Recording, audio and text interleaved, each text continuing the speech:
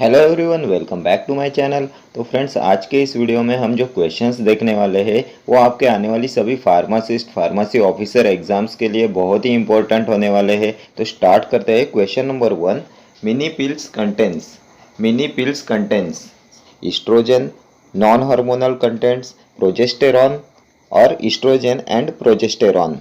तो mini pills contents progesterone, option C will be your correct answer. Mini pills में progesterone होता है और कंबाइंड पिल्स में होता है estrogen and progesterone. Combined pills contents estrogen and progesterone. ठीक है, next question. Zapirlukast is used as anti-asthmatic act as.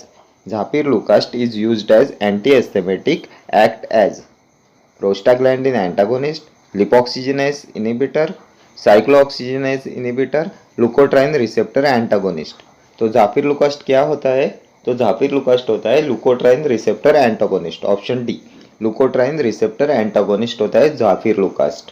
ठीक है, जाफिरलुकास्ट, मॉन्टिलुकास्ट ये लुकोट्राइन रिसेप्टर एंटागोनिस्ट होते हैं। बाद में साइक्लोऑक्सीजनेस इनहिबिटर में कौन से आते हैं? तो साइक्लोऑक्सीजनेस इनहिबिटर में आते हैं इटोरिकॉक्सिब, सेलिकॉक्सिब, रोफेकॉक्सिब। ये कॉक्सिब वाले ड्रग साइक्लोऑक्सीजनेस इनहिबिटर्स में आते हैं, कॉक्स इनहिबिटर्स में आते हैं। ठीक है, next question. USIL method is used for extraction of. USIL method is used for extraction of lemon oil, clove oil, camphor oil और palmarosa oil। तो USIL मेथड किसके एक्सट्रैक्शन के लिए यूज करते हैं? तो वोलेटाइल ऑयल के एक्सट्रैक्शन के लिए USIL मेथड यूज करते हैं। ऑप्शन ए, वोलेटाइल ऑयल होता है लेमन ऑयल। लेमन ऑयल के एक्सट्रैक्शन के लिए USIL मेथड यूज करते हैं। ठीक है, USIL method is use for the extraction of lemon oil.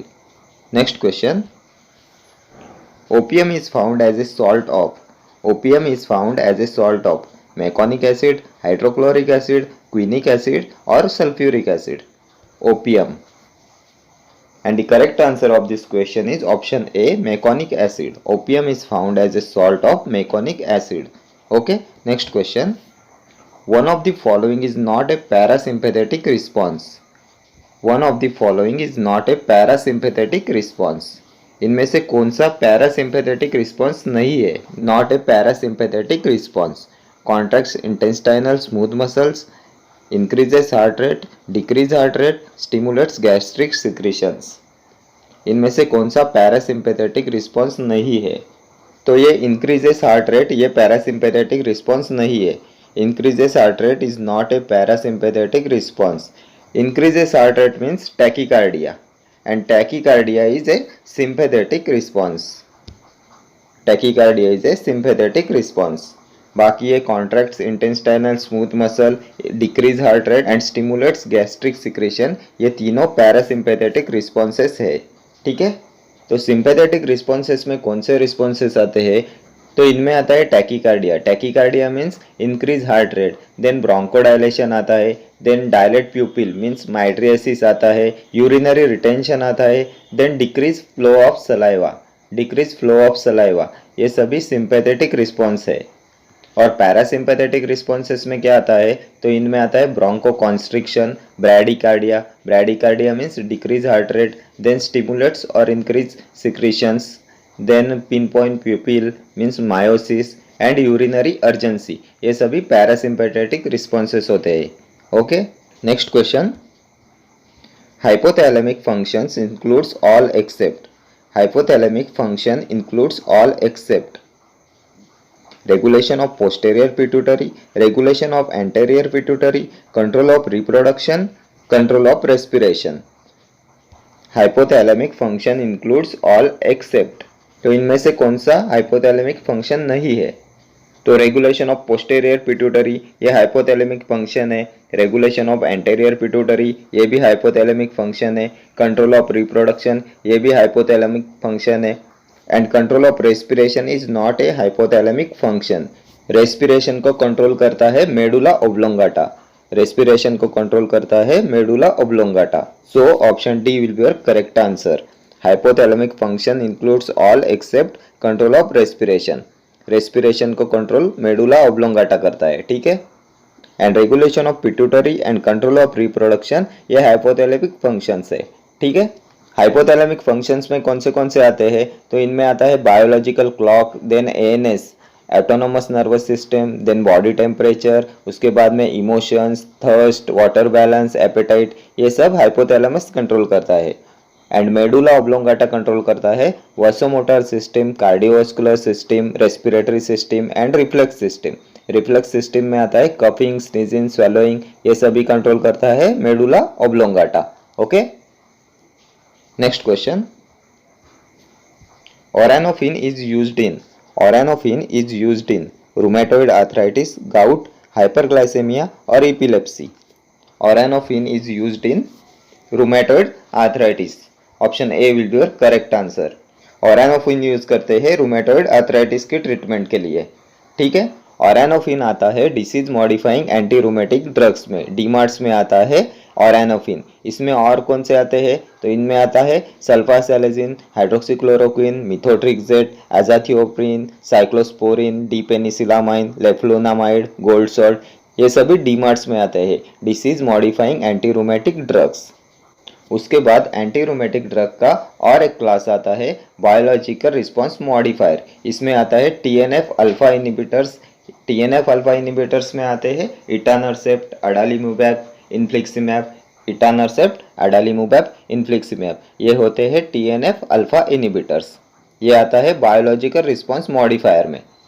And biological response modifiers में और एक क्लास आता है इंटरलूकिन 1 एंटागोनिस्ट। इंटरलूकिन 1 एंटागोनिस्ट में आता है एनाकिंद्रा। तो ये एंटी रूमेटिक ड्रग का क्लासिफिकेशन है, ये बहुत इंपॉर्टेंट है एग्जामिनेशन पॉइंट ऑफ व्यू से। ठीक है, next question. Example of type 1 hypersensitivity. Example of type 1 hypersensitivity: complement mediated cell damage, IgE mediated reaction, serum sickness और cell mediated immunity reaction। Type 1 hyper sensitivity, तो इनमें से कौन सा type 1 hyper sensitivity का example है, तो ये होता है IgE mediated reaction. IgE mediated reaction ये टाइप 1 हाइपर सेंसिटिविटी का एग्जाम्पल है। बाद में कॉम्प्लीमेंट मेडिएटेड सेल डैमेज किस में आता है, तो ये आता है टाइप 2 में। टाइप 2 हाइपर सेंसिटिविटी रिएक्शन में आता है कॉम्प्लीमेंट मेडिएटेड सेल डैमेज। बाद में सीरम सिकनेस आता है टाइप 3 में और सेल मेडिएटेड इम्यूनिटी रिएक्शन आता है टाइप 4 ऑफ हाइपर सेंसिटिविटी। ठीक है, next question. In a prescription hora somni means, in a prescription hora somni HS means at evening, after dinner, at bed time, before breakfast. Hora somni, तो hora somni का मतलब होता है at bed time. Hora somni means at bed time. Okay, next question. Which of the following is pure opioid antagonist? Which of the following is pure opioid antagonist? Nalbuphine, buprenorphine, morphine और naloxone। Pure opioid antagonist, तो pure opioid antagonist होता है ये naloxone. Option D will be your correct answer. Naloxone, naltrexone and nalmefene, ये तीनों होते हैं pure opioid antagonist. Okay, next question. Which one of the following is used as osmotic purgative? Which one of the following is used as osmotic purgative? इनमें से कौन सा osmotic purgative है? Milk of magnesia, senna, extract of rhubarb, aluminium hydroxide gel. तो कौन सा osmotic purgative में आता है, तो ये होता है milk of magnesia. Milk of magnesia है osmotic purgative. Milk of magnesia होता है magnesium hydroxide, MgOH twice. Milk of magnesia होता है मैग्नीशियम हाइड्रोक्साइड और ये होता है ऑस्मोटिक परगेटिव। सेना किस में आता है, तो सेना आता है स्टिमुलेंट परगेटिव में। सेना है stimulant purgative. And aluminium hydroxide gel होता है antacid. Aluminium hydroxide gel antacid होता है। ठीक है, next question. Ratio of dry glycerine to dry gelatin for hard gelatin capsule is. Ratio of dry glycerine to dry gelatin for a hard gelatin capsule. तो hard gelatin capsule में dry glycerine का dry gelatin से ratio होता है 0.4:1। Option A will be your correct answer. Hard gelatin capsule में ratio होता है 0.4:1 dry glycerine का ड्राई जिलेटिन से, और सॉफ्ट जिलेटिन कैप्सूल में ये रेशियो होता है 0.8:1। सॉफ्ट जिलेटिन कैप्सूल में ड्राई ग्लिसरीन का ड्राई जिलेटिन के साथ रेशियो होता है 0.8:1। ठीक है, next question. Which of the following drug is used in acute attack of gout? Which of the following drug is used in acute attack of gout. Acute attack of gout में कौन सा drug use करते हैं? Colchicine, probenecid, सल्फिनपायराजोन और allopurinol. तो acute attack of gout में use करते हैं option A colchicine. Colchicine use करते हैं एक्यूट अटैक ऑफ गाउट में। और प्रोबेनेसिड, सल्फिनपायराजोन एंड एलोप्यूरिनॉल ये यूज करते हैं क्रोनिक गाउट में। क्रोनिक गाउट में यूज करते हैं प्रोबेनेसिड, सल्फिनपायराजोन एंड एलोप्यूरिनॉल। ठीक है, एक होता है एक्यूट गाउट और एक होता है क्रोनिक गाउट। एक्यूट गाउट में यूज करते हैं colchicine, corticosteroid and NSAIDs, non steroidal anti inflammatory drug. And chronic gout में यूज करते हैं uricosurics and synthesis inhibitors. Uricosurics and synthesis inhibitors use करते हैं क्रोनिक गाउट में। यूरिकोसुरिक्स में आते हैं probenecid and sulfinpyrazone. Probenecid and sulfinpyrazone आते हैं यूरिकोसुरिक्स में। एंड सिंथेसिस इनिबिटर में आता है एलोप्यूरिनॉल। एलोप्यूरिनॉल ये ज़ैंथीन ऑक्सीडेज इनिबिटर है, ये आता है सिंथेसिस इनिबिटर में। ठीक है, and colchicine is used in acute attack of gout. Okay, next question, which of the following drugs causes maximum dependence. Which of the following drugs causes maximum dependence. तो maximum dependence कौन cause करता है? तो ये cause करता है diacetyl morphine. Diacetyl morphine means heroin. Diacetyl morphine is heroin. Okay, next question, the life period of drug comes under, the life period of drug comes under schedule O, schedule R, schedule P और schedule S। life period of drug, तो life period आता है option C schedule P में। schedule P is for life period of drug। and P1 आता है pack size of drug. Pack size के लिए आता है P1 और लाइफ पीरियड के लिए आता है schedule P। Then schedule O आता है standards for disinfectant. Schedule R आता है स्टैंडर्ड्स फॉर कॉन्ट्रासेप्टिव्स। कॉन्ट्रासेप्टिव्स के लिए आता है schedule R. And schedule S आता है कॉस्मेटिक के लिए। कॉस्मेटिक्स के लिए आता है शेड्यूल एस। ठीक है, देन शेड्यूल एच किसके लिए आता है? Schedule H. तो शेड्यूल एच में आते हैं list of prescription drugs. List of prescription drugs आते हैं शेड्यूल एच में। Then schedule F schedule F में आता है ophthalmic preparation. Standards for ophthalmic preparations is given in schedule F. ठीक है, next question, sera vaccines and toxins comes under schedule. Sera vaccine and toxins comes under schedule. तो sera vaccine and toxins आते हैं schedule C में। Option D will be your correct answer. Schedule C में आते हैं सेरा vaccines and toxins. एक आता है शेड्यूल सी। शेड्यूल सी में आते हैं पेरेंट्रल ड्रग्स और दूसरा आता है शेड्यूल C1। C1 में आते हैं नॉन पेरेंट्रल। सी में आते हैं पेरेंट्रल एंड C1 में आते हैं non parenteral. Then schedule O. Schedule O is for disinfectant. Schedule P life period of drug. P1 pack size of drug. And schedule X is for narcotic drugs. Narcotic drugs के लिए आता है schedule X. Okay, next question, which of the following drug is similar to acarbose in classification? Which of the following drug is similar to acarbose in classification? Tolbutamide, ग्लाइपिजाइड, मिग्लिटॉल और pioglitazone. तो अकारबोज क्या होता है? अकारबोज किस में आता है? तो अकारबोज है oral hypoglycemic drug. Oral hypoglycemic drug के क्लासिफिकेशन में आता है अकारबोज। कौन से क्लास में आता है? तो अल्फा ग्लूकोसिडेज इनिबिटर।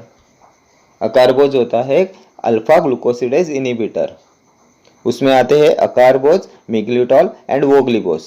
अकारबोज, मिग्लिटॉल एंड वोग्लिबोस ये तीनों होते हैं अल्फा ग्लूकोसिडेज इनिबिटर। तो क्वेश्चन में क्या पूछा है? Drug similar to acarbose in classification, तो ये हो जाएगा ऑप्शन सी मिग्लिटॉल। ये टोलबुटामाइड किस में आता है? टोलबुटामाइड, तो टोलबुटामाइड सल्फोनिल यूरियाज में आता है। सल्फोनिल यूरियाज में और कौन से ड्रग आते हैं? तो टोलबुटामाइड, क्लोरप्रोपामाइड, ग्लाइपिजाइड, ग्लाइक्लाजाइड, ग्लाइमिप्राइड ये सभी सल्फोनिल यूरियाज है। बाद में पायोग्लिटाजोन किस में आता है? तो पायोग्लिटाजोन थाइजोलिडिन डायोन्स में आता है। पायोग्लिटाजोन एंड रोसिग्लिटाजोन ये दोनों थाइजोलिडिन डायोन्स में आते हैं। उसके बाद में और एक क्लास आता है बाइग्वानाइड्स का। बाइग्वानाइड्स में आते हैं metformin and phenformin.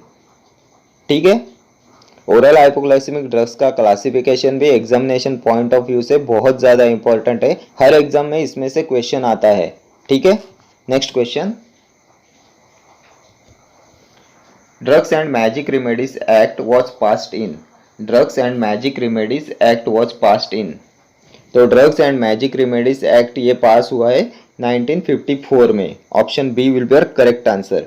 Drugs and magic remedies act was passed in 1954। Then 1948 में क्या पास हुआ है? तो pharmacy act passed in 1948। Pharmacy act passed in 1948। Then 1971 medical termination of pregnancy act. Medical termination of pregnancy act was passed in 1971. Then 1919 the Poison Act passed in 1919. Poison Act 1919. उसके बाद में medical and toilet preparation act. Medical and toilet preparation act 1955। Medical and toilet preparation. बाद में OPM act. OPM act 1978। Then drug and cosmetic act 1940। Drug and cosmetic act 1940। Then dangerous drug act. Dangerous drug act 1930। Dangerous drug act 1930। Okay, next question. Centrally acting muscle relaxant is. Centrally acting muscle relaxant halothane, D tubocurarine, mephenesin, succinyl choline. Centrally acting muscle relaxant, तो centrally acting muscle relaxant होता है ये मेफेनेसिन। Option C मेफेनेसिन होता है centrally acting muscle relaxant. Halothane किस में आता है? तो हेलोथेन होता है जनरल एनास्थेटिक। जनरल एनास्थेटिक के वोलेटाइल लिक्विड क्लास में आता है हेलोथेन। देन डी ट्यूबाकुरारिन, तो ये होता है peripherally acting muscle relaxant. Peripherally acting muscle relaxant होता है D tubocurarine. And succinyl choline is also peripherally acting muscle relaxant. ठीक है। And centrally acting muscle relaxant में आता है मेफेनेसिन। मेफेनेसिन कंजेनर में आता है मेफेनेसिन एंड क्लोरजोक्साजोन। मेफेनेसिन एंड क्लोरजोक्साजोन आता है मेफेनेसिन कंजेनर्स में। देन इसमें और एक क्लास आता है बेंजोडाइजेपाइन। किसमें? सेंट्रली एक्टिंग मसल रिलैक्सेंट में एक क्लास आता है बेंजोडाइजेपाइन, उसमें आता है डायजेपैम। एंड गाबा डेरिवेटिव्स में आता है बैक्लोफेन। गाबा डेरिवेटिव्स में आता है बैक्लोफेन, बेंजोडाइजेपाइन में आता है डायजेपैम एंड मेफेनेसिन कंजेनर्स में आता है मेफेनेसिन एंड क्लोरजोक्साजोन। ठीक है, ये सभी सेंट्रली एक्टिंग मसल रिलैक्सेंट है। Okay, next question. Passive immunity is obtained by injecting. Passive immunity is obtained by injecting anti serum, antigens, vaccines और एंटीबॉडीज। पैसिव इम्यूनिटी, तो passive immunity is obtained by injecting antibodies. Option D will be your correct answer. Passive immunity is obtained by injecting antibodies and active immunity is obtained by injecting vaccine. Active immunity is obtained by injecting vaccines.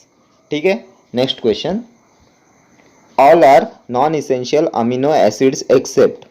All are non-essential amino acids except tyrosine, glycine, serine, valine. तो इनमें से कौन सा non essential amino acid नहीं है? इनमें से कौन सा नॉन इसेंशियल अमीनो एसिड नहीं है? तो वैलिन इसेंशियल अमीनो एसिड में आता है। Valine is essential amino acid. Option D will be your correct answer. बाकी टायरोसिन, ग्लाइसिन और सेरिन ये तीनों नॉन इसेंशियल अमीनो एसिड है। ठीक है, so option D will be your correct answer. Non essential amino acid except पूछा है, तो valine is essential amino acid. ठीक है, तो कौन कौन से इसेंशियल अमीनो एसिड्स है? तो arginine, leucine, lysine, isoleucine, histidine, methionine, threonine, tryptophan, phenylalanine and valine ये इसेंशियल अमीनो एसिड है। इसमें हिस्टिडीन ये सेमी इसेंशियल अमीनो एसिड है। Histidine is semi essential amino acid and methionine is sulphur containing amino acid. Histidine is semi essential and methionine is sulphur containing. ये question भी बहुत बार exam में आए हैं। सेमी इसेंशियल अमीनो एसिड में आता है histidine and sulphur containing amino acids में आते हैं मिथियोनिन एंड सिस्टीन। ठीक है, and non essential amino acids कौन से है? तो alanine, arginine, aspartic acid, cysteine, glutamic acid, glutamine, glycine, proline, serine, tyrosine ये सभी नॉन इसेंशियल अमीनो एसिड्स है। ठीक है, इनमें से जिलेटिन कंटेनिंग अमीनो एसिड कौन सा है? तो glycine is non essential gelatin containing amino acid. Sulphur containing में आते हैं methionine and cysteine. Semi essential में आता है हिस्टिडीन एंड जिलेटिन कंटेनिंग में आता है glycine. Okay, next question, tuberculosis is diagnosed by Widal test, ELISA test, Mantoux test, Dick test. तो ट्यूबरकुलोसिस के डायग्नोसिस के लिए यूज करते हैं option C Mantoux test. Mantoux test, heaf test और ट्यूबरकुलिन टेस्ट, ये तीनों ट्यूबरकुलोसिस के डायग्नोसिस के लिए यूज करते हैं। कौन से? Mantoux, tuberculin and heap test. बाद में विडाल टेस्ट आता है टाइफॉइड के और इंटेरिक फीवर के डायग्नोसिस के लिए, typhoid and enteric fever. ELISA test होता है HIV एड्स के लिए और डिक टेस्ट होता है स्कारलेट फीवर के लिए। स्कारलेट फीवर के लिए होता है डिक टेस्ट, एलिसा टेस्ट होता है HIV के लिए, विडाल टेस्ट होता है टाइफॉइड के लिए और Mantoux test, heaf test and tuberculin test ये होते हैं ट्यूबरकुलोसिस के लिए। देन डिप्थेरिया के लिए कौन से टेस्ट होते हैं? डिप्थेरिया के लिए, तो डिप्थेरिया के लिए Schick test and Elek's test, Schick test and Elek's test ये होते हैं डिप्थेरिया के लिए। एंड एक होता है VDRL test. VDRL test is for syphilis, syphilis के लिए होता है VDRL test. Okay, next question, the rod shaped bacteria are, the rod shaped bacteria coccus, spirilla, bacillus, vibrio. तो रॉड शेप्ड बैक्टीरिया होता है bacillus, option C. The rod shaped bacteria are bacillus. Coccus होते हैं spherical shape, spirilla होता है curve shape and vibrio होता है comma shape. Vibrio होते हैं कॉमा शेप, स्पाइरिला होता है कर्व शेप, कॉकस होता है स्फेरिकल शेप एंड बैसिलस होते हैं rod shape. Okay, next question, general test to identify carbohydrates, general test to identify carbohydrates. Carbohydrates की आइडेंटिफिकेशन टेस्ट पूछी है तो कौन सी होती है कार्बोहाइड्रेट के लिए? Mayer's test, Keller Killiani test, Shinoda test के Molisch test. General test to identify carbohydrates, तो कार्बोहाइड्रेट्स के आइडेंटिफिकेशन के लिए होती है Molisch test, option D will be correct answer. Molisch test होती है general test to identify carbohydrates. Then Mayer's test किसके लिए होती है? एल्कलॉइड्स के लिए होती है Mayer's test. Keller Killiani test is for cardiac glycoside, cardiac glycosides के लिए होती है Keller Killiani test. And Shinoda test is for flavonoids, flavonoids के लिए होती है शिनोडा टेस्ट। एल्कलॉइड्स के लिए होती है मेयर्स टेस्ट, कार्डियक ग्लाइकोसाइड्स के लिए होती है केलर किलियनी टेस्ट, फ्लेवोनॉइड्स के लिए होती है शिनोडा टेस्ट एंड कार्बोहाइड्रेट्स के लिए होती है Molisch test. Then Mayer's reagent कौन सा होता है? मेयर्स रिएजेंट तो ये होता है mercuric chloride, HgCl twice, HgCl twice होता है मर्क्यूरिक क्लोराइड, ये होता है Mayer's reagent. Then cardiac glycosides के लिए और कौन से टेस्ट आते हैं? तो कार्डियक ग्लाइकोसाइड्स के लिए आते हैं Raymond's test, Baljet test, Legal test and Keller Killiani test. Raymond, Baljet, Legal and Keller Killiani. Okay, then alkaloid के लिए और कौन से टेस्ट आते हैं? अल्केलॉइड्स के लिए, तो अल्केलॉइड्स के लिए केमिकल टेस्ट होते हैं Wagner's test, Mayer's test, Hager's test and Dragendorff test. Alkaloids के लिए होते हैं Wagner's test, Mayer's test, Hager's test and Dragendorff test. Tannins के लिए कौन सी टेस्ट होती है? टैनिन्स के लिए, तो टैनिन्स के लिए होती है gold beater skin test, gold beater's skin test होती है टैनिन्स के लिए। Okay, next question, protein is made up of, protein is made up of urea, creatinine, uric acid और amino acid. Protein is made up of amino acid, option D will be correct answer. Protein is made up of amino acid. Amino acids are building blocks of proteins, amino acid होते हैं building blocks of proteins. Okay, next question, Latanoprost has one of the following mechanism of action in glaucoma. Latanoprost has one of the following mechanism of action in glaucoma. Meiosis, prostaglandin analogues, carbonic anhydrase inhibitor, decrease formation of aqueous humor. तो glaucoma में लैटानोप्रोस्ट का mechanism of action क्या होता है? तो latanoprost होता है prostaglandin analogues, option B will be correct answer. The mechanism of action of latanoprost in glaucoma is prostaglandin analogue. Latanoprost होता है prostaglandin analogue. Okay, next question, murexide test is used to detect, murexide test is used to detect caffeine, dhatura, tannins और senna. म्यूरेक्साइड test, तो म्यूरेक्साइड test होती है caffeine के detection के लिए। Option A will be your correct answer. Caffeine के detection के लिए यूज करते हैं म्यूरेक्साइड टेस्ट का। कैफीन आता है प्यूरिन एल्केलॉइड में। प्यूरिन एल्केलॉइड में आता है कैफीन। कैफीन, थियोब्रोमिन, थियोफाइलिन, ये होते हैं purine alkaloids. Caffeine, theobromine and theophylline, ये तीनों प्यूरिन एल्केलॉइड्स में आते हैं। देन धतूरा क्या है? तो धतूरा है ट्रोपेन एल्केलॉइड्स। ट्रोपेन एल्केलॉइड में आता है धतूरा। धतूरा, बेलाडोना, कोका, डुगोशिया, ये सभी ट्रोपेन एल्केलॉइड्स है। देन सेना क्या है? तो सेना है एंथ्रासिन ग्लाइकोसाइड। एंथ्रासिन ग्लाइकोसाइड में आते हैं सेना, कास्कारा, रुबाब, एलो। सेना, एलो, रुबाब, कास्कारा, ये आते हैं एंथ्रासिन ग्लाइकोसाइड्स में। एंड इनकी आइडेंटिफिकेशन टेस्ट कौन सी होती है? तो Borntrager test is for identification of anthracene glycosides. Anthracene glycosides के लिए आइडेंटिफिकेशन टेस्ट होती है Borntrager test. Cardiac glycosides के लिए कौन सी टेस्ट होती है? तो लीगल, बाल्जेट, केलर के लिए टेस्ट, ये सभी होती है कार्डियक ग्लाइकोसाइड्स के लिए। एंड फ्लेवोनॉइड्स के लिए होती है Shinoda test. Shinoda test is for flavonoids. Then tannins के लिए कौन सी टेस्ट होती है? Gold beater skin test. Gold beater skin test होती है टैनिन्स के लिए। Okay, and murexide test is for caffeine. Next question, causative agent of chicken pox. Causative agent of chicken pox, Clostridium, varicella zoster, Yersinia pestis और Treponema pallidum. Causative agent of chicken pox. तो chicken pox का causative agent होता है ये varicella zoster. Option B will be your correct answer. varicella zoster होता है causative agent of chicken pox.